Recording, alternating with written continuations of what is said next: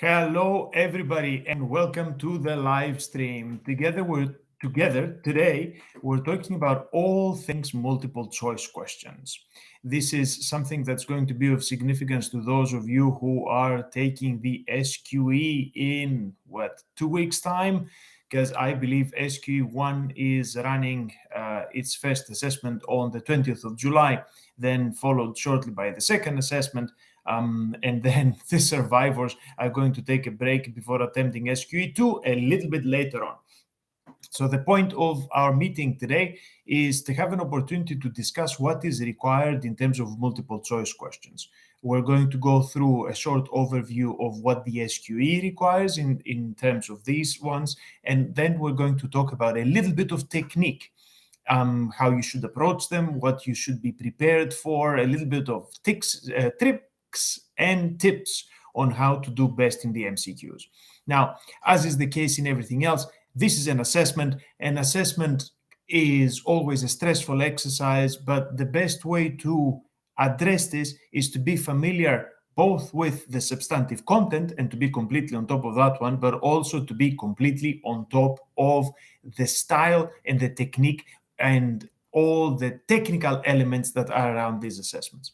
So the first thing that we can say is perhaps have a little bit of an overview of what we mean by MCQs in the context of the SQE. Now, as you probably know already, SQE 1 tests what they call functioning legal knowledge, the FLK. Now, I do love the fact that everything is now populated with acronyms. It makes it very difficult to navigate things unless you constantly keep sort of Googling everything. But there you go. SQE has got two assessments that are dealing with a different set of subject areas. So the first part of SQE 1 has to do with the stuff that I'm most familiar with: business law and practice, dispute resolution, contract, tort, legal system of England and Wales, constitutional and administrative law, and also EU law and legal services. So this they call FLK1. Now, if you're looking for substantive information and some assistance in preparing for that stuff, I recommend you subscribe to this channel, because I've got a lot of material on contract law and business law and company law that addresses specifically the knowledge content for FLK1 of SQE1. Isn't it annoying, all the acronyms? I know. I bet we're going to get used to it eventually, but it doesn't really roll off the tongue, does it? Okay, so that is FLK1. So what is FLK2? This gets worse, unfortunately. This one contains property practice, wills and the administration of estates, solicitors' accounts, land law, trusts, criminal law, and practice. So this is FLK2, so the second component of the first part of the SQE. Now, of course, because the SQE is there to prepare you for becoming solicitors in practice, or in any event to test your capacity to become solicitors in practice, there are some stuff that pervade the whole process. So ethics and professional conduct is something that is examined throughout the two assessments dealing with FLK1 and FLK2. So you won't have a specific assessment for things like professional conduct and ethics. These are going to be peppered throughout the other assessments. So hopefully everybody's doing okay so far. If this makes sense to you and you manage to get on top of the acronyms, hit the like button so I know that you haven't fallen asleep already. But, trust me, the SRA has done us a disservice by banging on with so many acronyms. But hey, this is what the knowledge content is about. These are the topics that you're going to be examined on. In a way, they are a mix between what one would do in the traditional undergraduate law degree and what one might do in the vocational course, which is the legal practice course. Now, of course, if you started study in 2022, you won't have the opportunity to take the LPC. You're locked into the SQE assessment. If you had studied previously, or if you had started your study previously, you might have the option available of whether to go to the qualification route through the LPC or to take the qualification route through the SQE. Now, for that purpose, helping you make that specific choice, I have a video that I'm going to link down in the description that you guys can follow and have a look at afterwards. It kind of examines the two pathways and it gives you pros and cons of each particular pathway to help you make that distinction. Now, coming back to the SQE.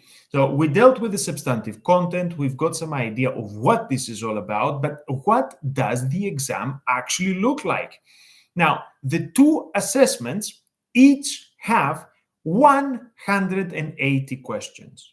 I know my heart bleeds as I say this because it sounds like a lot of questions, and it is 180 multiple choice questions.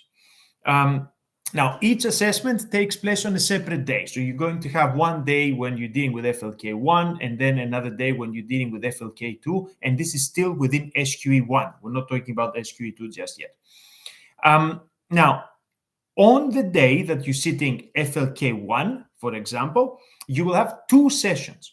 These sessions are going to be 2 hours and 33 minutes each, and they will present you with 90 questions that you need to answer.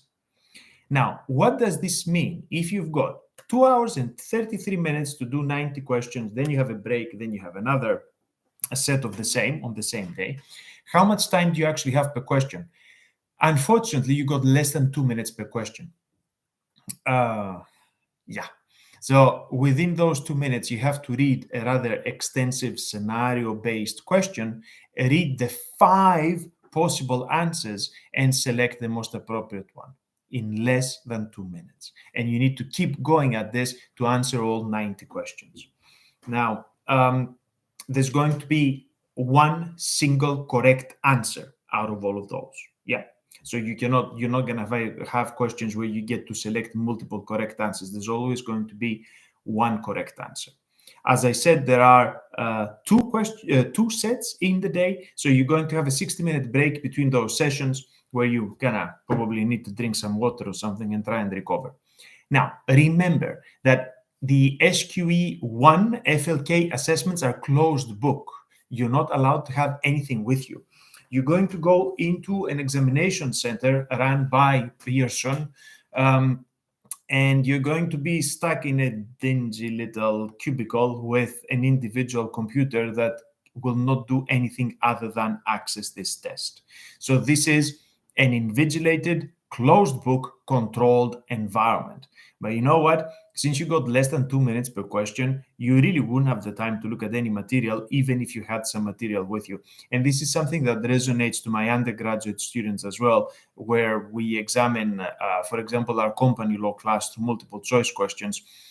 Even if you have all the material in the world arrayed around you, because you don't really have a lot of time to read the question and select the answer, it doesn't matter what you have. Unless this stuff is in your head already, you wouldn't have the opportunity to actually come out with it and place it and review your documents before you select your answer. So it's very important, even in environments that you do have access to materials, to be totally focused and to be totally well prepared for this material. Now, the aim of these assessments are to test how well people understand these fundamental legal principles, and imagine yourself as a newly qualified solicitor. So this is the sort of key knowledge content that newly qualified solicitors need to demonstrate. Okay, now this is, you're probably thinking, okay, they demonstrate all this through the artificial environment of a multiple choice test, and how realistic is this? Don't ask me, ask the SRA who came up with it. Now, there's a cutoff date for legal updates, so you shouldn't freak out, checking whether the latest legal developments up until the day of your exam. The cutoff date is 4 calendar months prior to the date of your first assessment in your assessment window. So you are tested in the law as it was effectively 4 months ago. So if something has changed very, very recently, don't freak out about this. But otherwise, you need to be up to date. That might include kind of information that changes regularly, like tax thresholds, income tax rates, all of this stuff that tends to go up and down all the time. So your knowledge point for this needs to be 4 months prior to your assessment date. Now, the way that you actually go through the test how it's arrayed on the computer. This information is a little bit difficult to find, but having experienced a lot of these things with some of your colleagues and other friends and so on, you do have a fairly streamlined environment, so it does look quite nice. You have a progression chart that shows you how far you've gone. You've got information which question you're answering. You can actually backtrack on the questions and revisit your answers. You're able to flag certain of your answers or certain of the questions if you haven't answered them yet, to come back to it later on. So it's possible to kind of track your progress, track your timing, make a little bit of notes on the system itself where you want to return. So all of that is possible within the controlled computer environment during which you're taking these multiple choice questions. Now, one thing to remember is don't flag too many, because as we said, you don't have a great deal of time. So if you're flagging too many questions to come back and review, you're running the risk that then you're going to create yourself an unmanageable task and you will not have the time to actually review all those questions. Also remember, and this is true of every multiple choice test, your first inclination is usually the correct one. So in any test that requires on recollection, your initial impression is likely to be the correct one. If you start doubting yourself and thinking it through, then you're more likely to get yourself confused and end up picking the wrong one in the end. So be very careful about this. And in a way, trust yourself and trust your preparation when you're sitting through this exam. For the students that are taking this exam, not for the SQE, but are taking multiple choice tests in other environments, I've got a video linked down in the description as to what the test looks like when you've set it up in a platform like Blackboard, for instance, when we run these tests at the university. So hopefully everybody is doing so far okay, and you are on top of the structure of the exam and what is required and the knowledge content, and now you understand a little bit better the task that you're getting yourselves into. So just to recap, SQE 1 comes with 2 assessments, one testing FLK1, one testing FLK2. Each of those is presented as a test of 180 questions, but it's split in half, so you get a little bit of a break in between.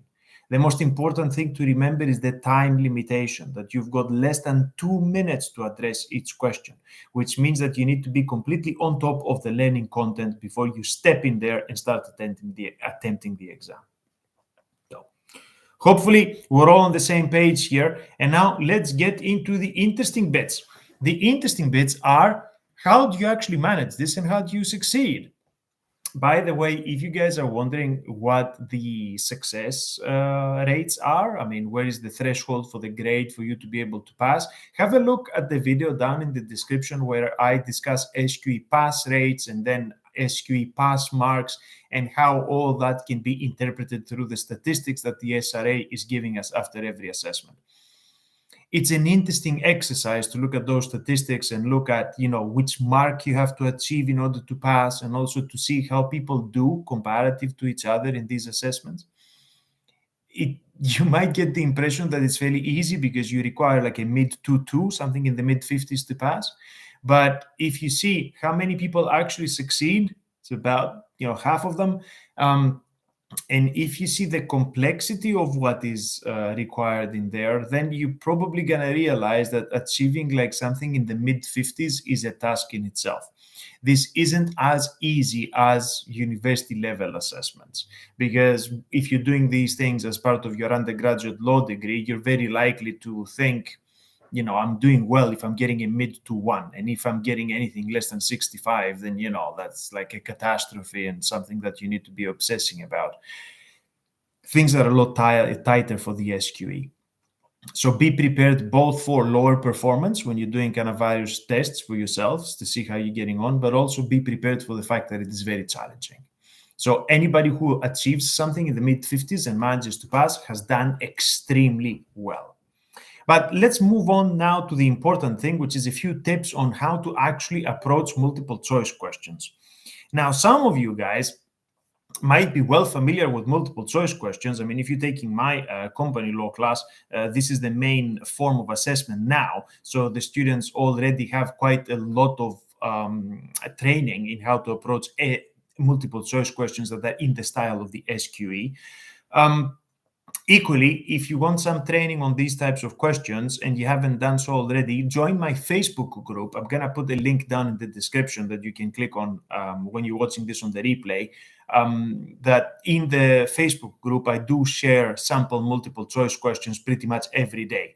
And there's quite a lot of people. There's almost 2,000 members in that group. People participate in there. You get to talk to each other, discuss what's the correct answer, and then I offer feedback on what I think is the correct answer, and we can pursue this. So if you're looking for further opportunities to test yourselves in questions in the style of the SQE, joining the Facebook group and joining a community of people who are going through the same trouble might be a good idea.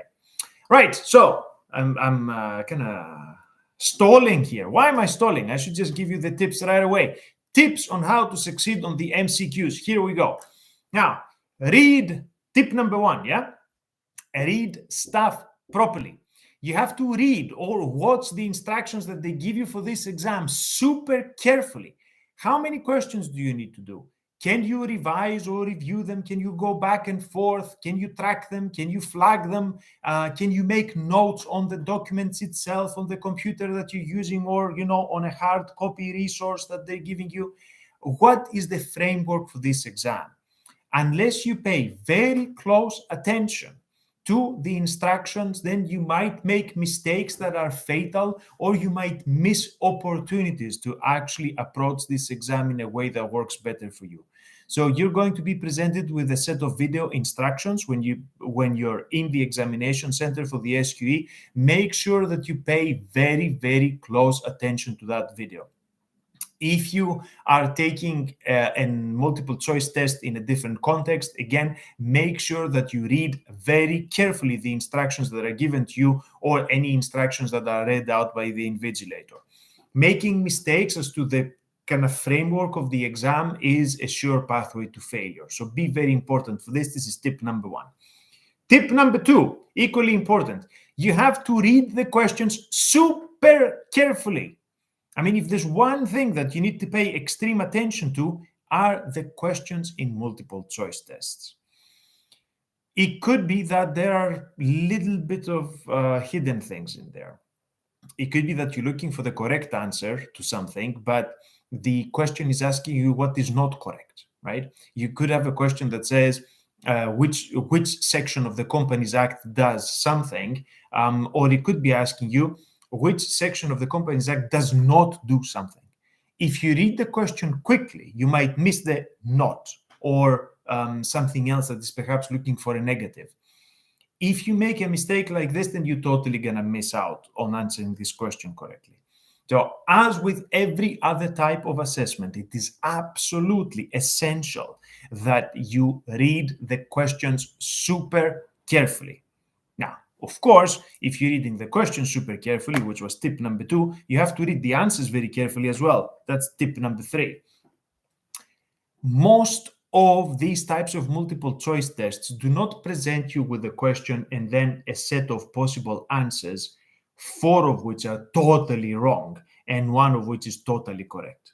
It normally does not work this way. You might have the occasional question that's like this. If the question, for instance, says, which case establishes this rule, and you've got, 4 cases that are irrelevant and the one that establishes the rule, then yes, in that case, you do have one single correct answer. But most questions are not going to be like this. Most questions are going to give you things that sound plausible, in which case you're not looking for the one correct answer amongst a bunch of possible answers that are totally wrong. You are looking for the most likely answer. So I think that you should think about this super carefully and make a point of chasing after this. You read the question carefully, you read the answers carefully. What you're aiming for is the most likely correct answer, not the one single correct answer amongst a bunch of really, really random ones. Tip number 4, timing. This is a multiple choice test with the clock running. So time planning is the most important thing you should do. Work out your timings and stick to them. Work out how much time you have available per question. Do not exceed this. Answer the question within the time you've got. If you're unsure, flag the question to come back to it later if time allows. But if you spend too much on the questions, you're going to figure out very quickly that you will run out of time and you will not be able to address the remaining questions. This is a sure path to failure. Not being able to complete a multiple choice test on time is a disaster.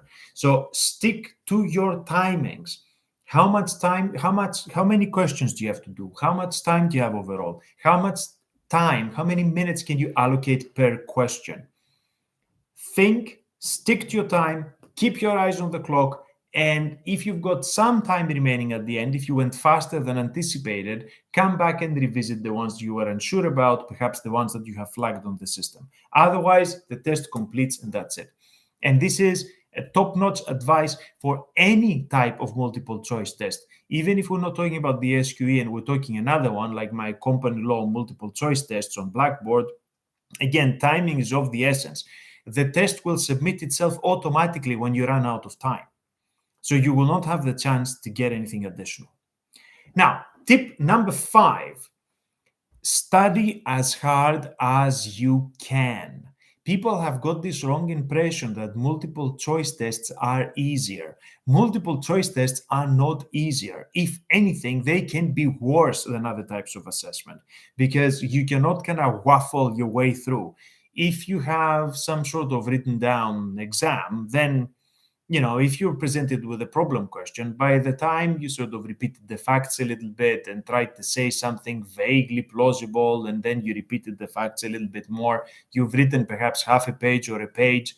And even though you don't know much about it, this might give the examiner the impression that you've done something and you might achieve a pass.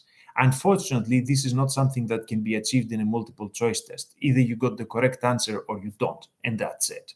I mean, there is an element of luck, I'm guessing, is like if you're picking at random, then you do have one chance out of 5 that you might hit the correct answer, but this isn't really how you should approach those tests. You should approach them like a difficult, complicated, thorough examination for which you put in the best level of preparation you can in the time that you have available. Do not assume that SQE1 in FLK1 and FLK2 is going to be an easy, accessible assessment because it's an MCQ. It is not easy. It is not easier than the stuff that people do at the LPC. It is exactly the same level of difficulty. So be very careful with this when you're preparing for this exam. So let's have a quick recap on our top tips on how to succeed in multiple choice questions. One, watch the instructions or read the instructions very carefully. You need to be 100% sure what the exam is about, how it runs, what is its framework, what is it asking you to do. Second, read the questions and the possible answers extremely carefully. If you miss a word here or there, it might be catastrophic. If you miss something out, you could be looking for the wrong thing. Do not do this.